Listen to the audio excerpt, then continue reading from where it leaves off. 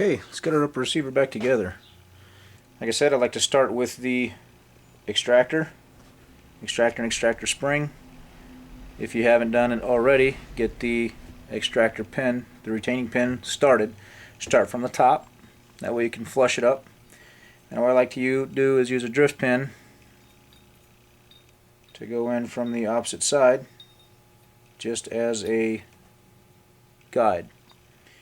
In order to do the slave pin method, get your extractor with the extractor spring, put it in there basically where it goes, trying to get that hole lined up here.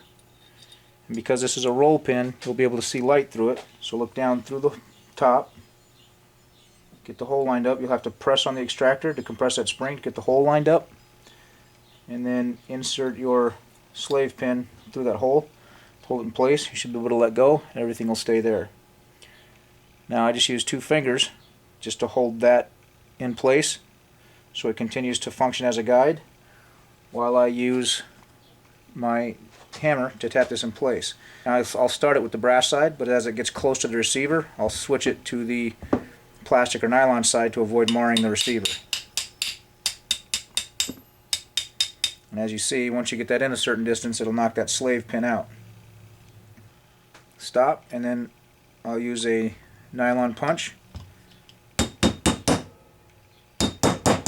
to seat that.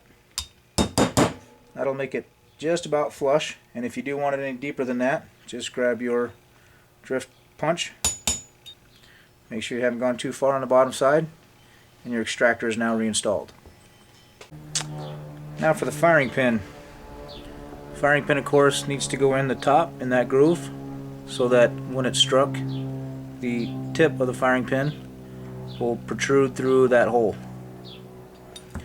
If you notice the shape of the firing pin, the spring assembly will actually set in this grooved cutout here on the firing pin, and that retaining button sets right in here, which allows it to move back and forth when it's struck.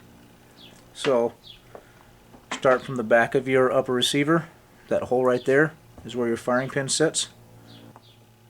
Start with your firing pin spring assembly, drop it down that hole.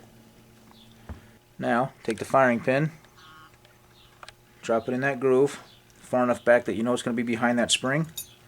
Set it in there and slide it forward, and you'll actually feel it'll catch that spring.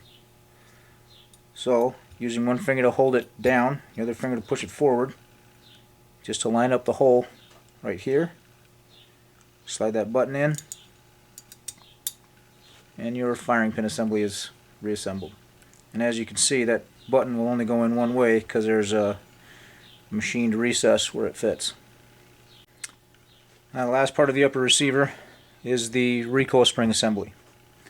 That recoil spring and rod go through this base plate and then through the holes on the receiver. There's a small hole with a large hole, and then there's 3 small holes. They go through from the 3 small holes. What you want to do, you'll see there's a large hole and a small hole in a base plate that matches a large hole and a small hole on your receiver. Flip them so that those holes match up. Your rods both go through the base plate first, and then you get locked in place by a little fan shaped compression on the back of both rods. They go through just like that. Next thing to go through is the spring. Now if you have a large side and a small side of your spring, some do, some don't. There's a very, very tiny difference. Put the small side on the rod. Then the spring goes through the large hole in the receiver. Get this lined up so that as you compress it, the extractor, or correction, the ejector, will slide through the other hole.